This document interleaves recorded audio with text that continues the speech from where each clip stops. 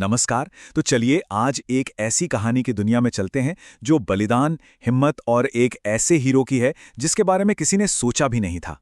ये कहानी है एक जादुई राजकुमारी की और एक बिल्कुल आम से किसान की जो किस्मत के खेल में ऐसे फंसे कि इतिहास बन गया।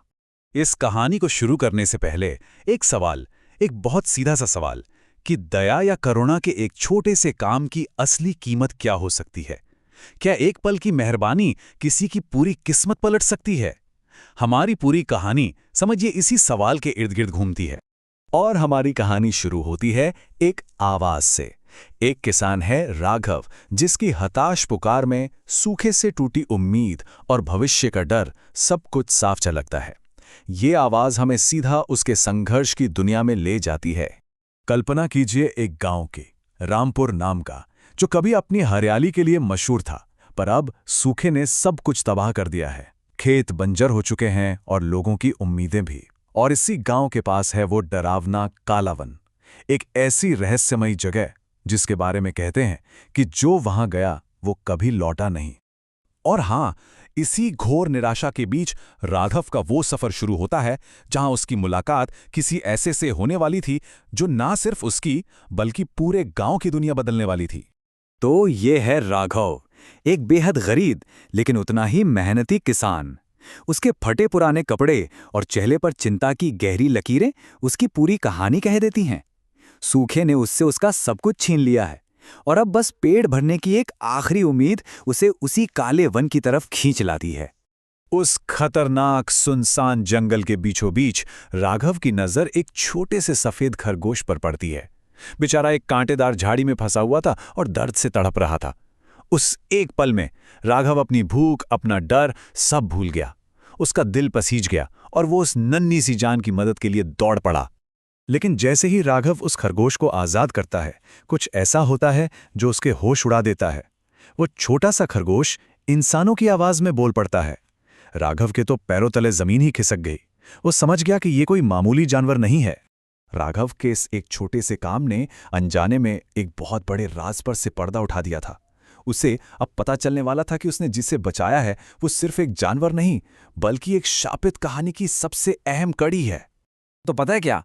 वो खरगोश असल में चंद्रनगर की राजकुमारी चंद्रमुखी थी। एक दुष्ट तांत्रिक था, अघोरा, जिसने राजकुमारी के शादी के प्रस्ताव को ठुकराने पर उसे श्राप दे दिया और खरगोश बना दिया। और इस भयानक श्राप को तोड़ने का सिर्फ एक ही तरीका था, किसी सच्चे दिल वाले इंसान का निस्वार्थ बलिदान। तो एक तरफ तो दिखता है एक बेचारा असहाय खरगोश, फंसा हुआ, शिकार बना हुआ। लेकिन ये तो बस एक भेस था। असलियत में उसके अंदर छिपी थी एक शक्तिशाली राजकुमारी, जो शापित तो थी पर टूटी नहीं थी। लेकिन राजकुमारी के इस सफर में वो अकेले नहीं थी। उसके पीछे थे दो खूंखार दुश्मन। पहला, उसी गांव का जालिम ठाकुर गब्बर सिंह, जो हमेशा जिंदा रहने के लालच में अंधा हो चुका था। और दूसरा, खुद वो तांत्रिक अघोरा, जो बदला और बेहिसाब ताकत चाहता था। दोनों की नजर पूर्णिमा की रात पर थी, जिस रात वो राजकुमारी की बलि देकर अपनी मुरादें पूरी करना चाहते थे।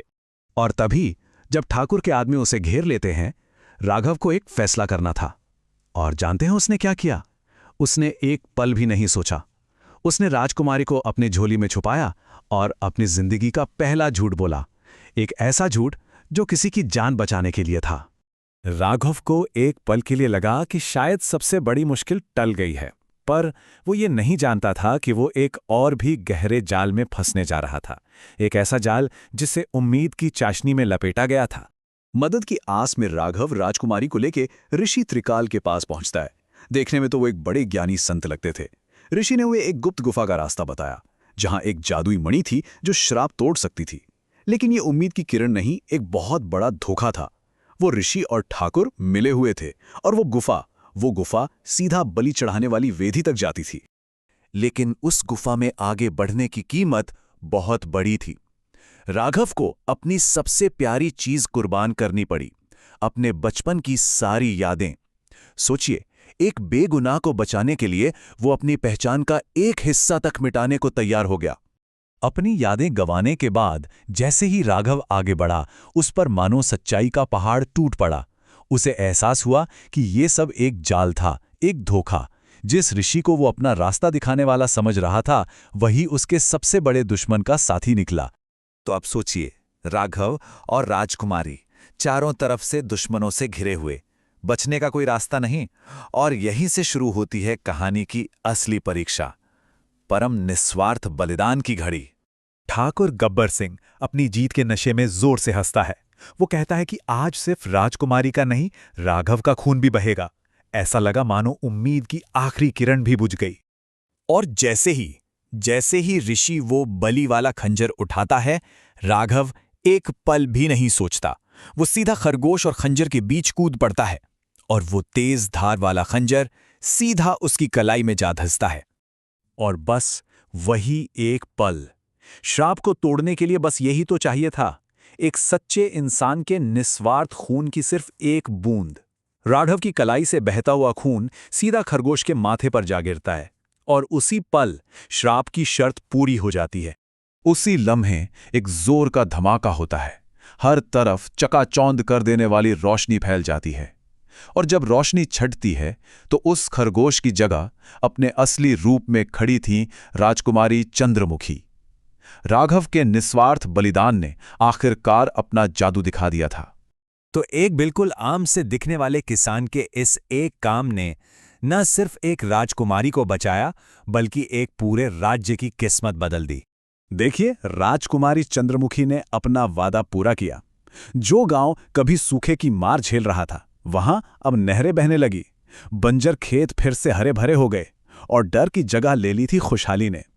और राघव, जो कभी एक गुमनाम गरीब किसान था, अब पूरे राज्य का हीरो बन चुका था। तो ये कहानी खत्म होते होते हमें एक सवाल के साथ छोड़ जाती है। जब हर तरफ लालच और स्वार्थ का राज हो, तो फिर एक अकेले निस्वार्थ काम की असली ताकत क्या हो सकती है? शायद इस सवाल का जवाब इस कहानी में ही कहीं छिपा है।